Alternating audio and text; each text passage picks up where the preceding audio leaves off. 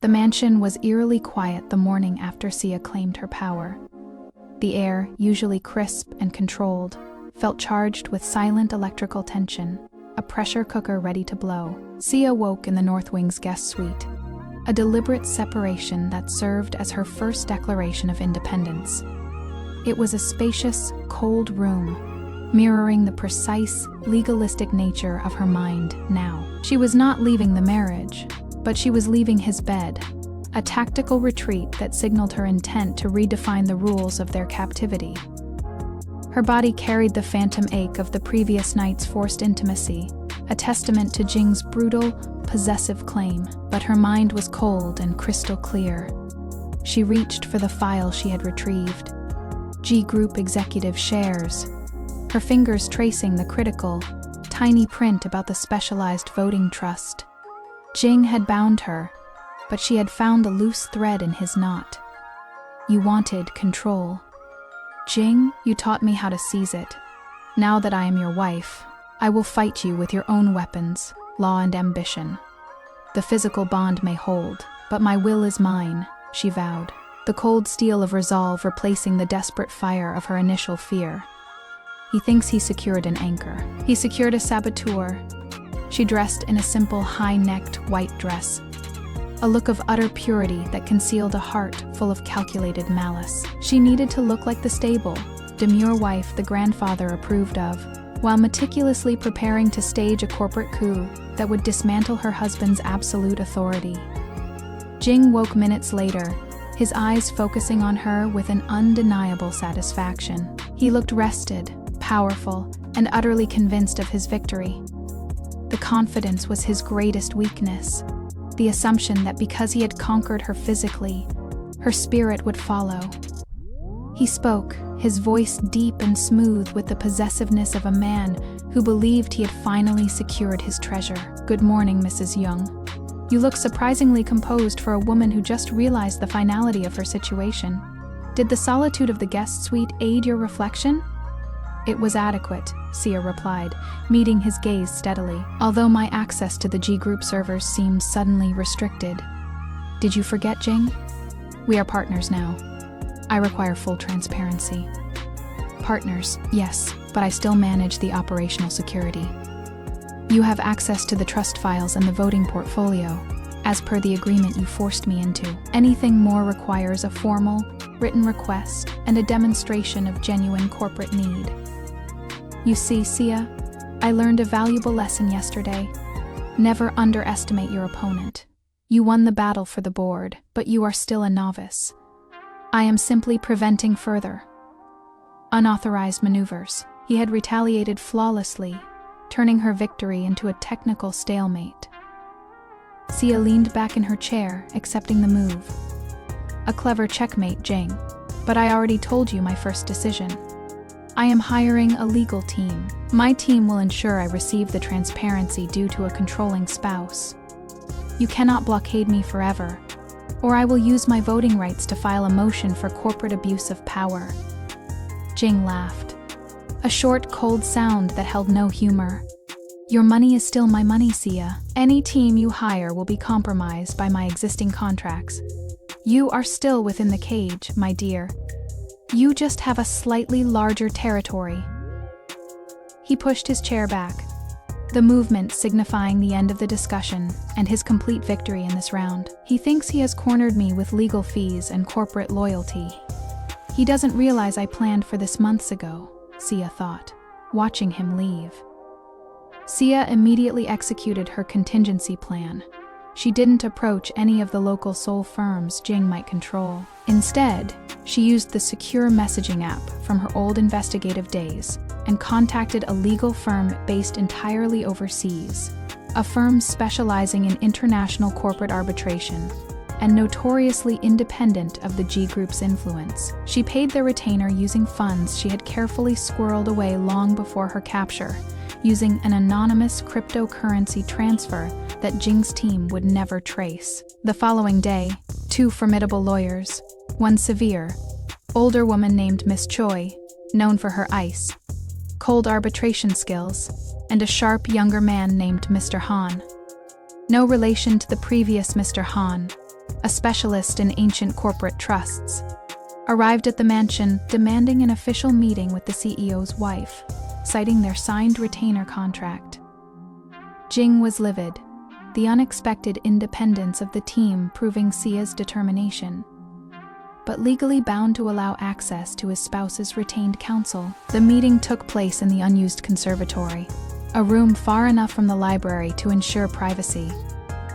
Miss Choi got straight to the point, her voice sharp and metallic. "Mrs. Jung, you hold a powerful yet very limited share of control. Jing Jung is currently running the G Group like a dictatorship. Our goal is to use your leverage, your marriage contract, and your voting shares to force transparency and safeguard your interests, both financial and personal. Tell us everything." Starting with the Era Trust, Sia recounted the grandfather's words, the file on Mr. Han, and her own realization that Jing's control stemmed from his guilt over Era's death.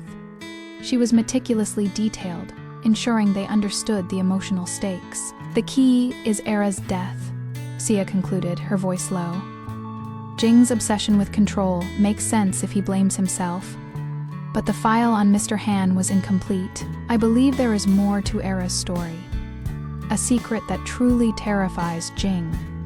Something beyond corporate betrayal. Something personal that he guards with religious fervor." Mr. Han, the lawyer, spent hours analyzing the ancient, complex legal language of the original Era Trust documents Sia had covertly photographed. "The trust itself is clean, Mrs. Young. But look here," he said, pointing to a footnote buried deep in the original settlement. Dated almost 2 decades ago, the trust was managed by 3 independent trustees until Era's 25th birthday. 2 are deceased. The third, a Mr. Lee, an associate of the old family. He signed off on Era's final wishes just weeks before her death. This Mr. Lee is the only person still alive who knows the exact contents of Era's will and her true escape plan. He signed off on a codicil that Jing has since sealed. Sia felt a cold jolt of excitement. Jing never mentioned a third trustee. He only mentioned the betrayal by her fiancé. That codicil, what was its purpose? Its purpose was to ensure Era's final wishes were met, independent of the family's authority. Miss Choi interjected, tapping a sharp nail on the file. "Where is Mr. Lee now?" "He disappeared from the public record immediately after Era's death. We believe he was paid handsomely to remain silent. Or more likely, he is in hiding, terrified of the Young family's reach. Finding him is a risk. Jing will have surveillance on anyone linked to Era's inner circle." Sia stood up, walking toward the grand windows, looking out over the perfectly manicured lawn of her prison. "Then we must find him first. If Jing is hiding the contents of Era's true will and this codicil, it means that will. And Mr. Lee is the single most powerful tool to dismantle his absolute control. It's not just about shares, it's about legitimacy." The public performance cemented Sia's position, but the lie fueled her need for the real truth. While Jing was occupied with a sudden corporate crisis spurred by her share acquisition, Sia and her legal team began the deep dive into the Era Trust files, focusing intensely on the period when Mr. Lee was the trustee. They discovered that Mr. Lee, the silent trustee, was not just a legal associate. He had been Era's private tutor when she was a teenager, a gentle older man she trusted deeply. This was a personal connection, not just a corporate one. Sia pressed her legal team. "Where are the records of Era's final correspondence with Mr. Lee? They must have communicated about the escape plan." Days turned into a grueling, meticulous search through archived server logs and encrypted folders. Finally, late one night, Mr. Han, the lawyer, found a small, almost invisible encrypted folder buried in the oldest, least used server back. Up a folder only accessible now due to the technical permissions granted by Sia's shared voting rights. The folder contained a single, time-stamped text file from Era to Mr. Lee, dated 1 day before her planned escape. Sia stared at the screen, her breath catching in her throat, reading Era's final terrified message. Lee, it's worse than I thought. It's not just the fiancé. I found the documents. My brother knows. He knew about the fiancé. And he used the trust to corner him. He's trying to protect me, but his control is suffocating. I can't breathe here if I run. Tell them my only condition. He must find her. He must finally reveal her name and bring her home. She is the real victim of the Jung family. I leave everything to her. He's protecting her secret for his own reasons, and it is tearing him apart. Please, Lee, find Yoon. If anything happens to me, you must tell them about Yoon. Sia felt the blood drain from her face. Yoon, this was the secret. Jing's confession about his sister had been incomplete. He wasn't just hiding Era's pain. He was hiding the existence of a third person, a woman named Yoon, who Era claimed was the real victim of the Jung family, and to whom Era had left her entire inheritance. Jing's control, his possession, his obsession. It was all tied to Yoon, not just Era. He hadn't saved Era because he was consumed by protecting this other secret. A secret that now threatened the entire Jung dynasty. The confrontation took place in the silent, tense heart of the mansion, Jing's private, subterranean gym. He was sparring against a silent instructor, the powerful rhythm of his punches against the leather bag, a violent metronome of his suppressed aggression. Sweat slicked his back and arms, revealing the raw, dangerous power he usually kept cloaked in suits. Sia walked in, holding her phone with the text file displayed. She waited until the instructor was dismissed. The air in the room was humid and thick with the metallic scent of exertion. Jing turned, catching sight of the cold fury in her eyes and the undeniable tension in her body. He knew instantly that she had crossed a line he never intended her to breach. "You've been digging," he stated, grabbing a towel. His voice was low and challenging. "You've wasted time on ancient history when you should be learning how to manage the shares you stole." Sia walked toward him, stopping close enough for the faint scent of sweat and expensive cologne to fill her senses. She ignored his attempt to regain the tactical high ground. She didn't raise her voice. She simply read the text message aloud, letting Era's words land like bombs. He's protecting her secret for his own reasons, and it's tearing him apart. Find Yoon. Who is Yoon, Jing? You said Era ran from her fiancé. She says she found documents, and she says you knew about the betrayal, and used the trust to corner him.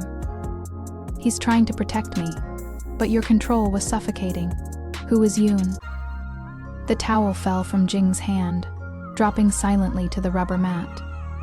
The color drained from his face, leaving him chalk white. His powerful body, usually so controlled, became rigid, frozen in shock. This was the first time Sia had seen the facade shatter completely. "Where did you get that?" he demanded, his voice a low, dangerous snarl, his eyes filled with genuine, raw panic. "Ara's final message to her trustee, Mr. Lee. You lied to me, Jing." The grandfather lied. "Your obsession isn't just about Era's death. It is about covering up the existence of Yoon. She is the real key to the G Group's weakness." "Who is Yoon?" Jing lunged, not in violence but in desperation, trying to snatch the phone. Sia pulled back, protecting the evidence. "You will not mention that name again. You do not understand what you are playing with. Yoon is the reason for everything.